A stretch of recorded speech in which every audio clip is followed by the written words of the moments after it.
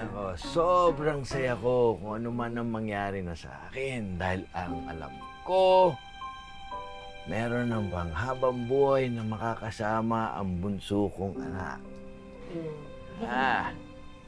Nako.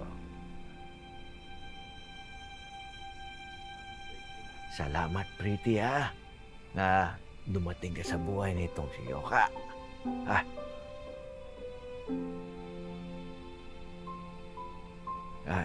Alam nyo, yun lang, sisisi ako at hindi ako nakadalo sa inyong kasal. Ay, kailan nga ba yun nangyari?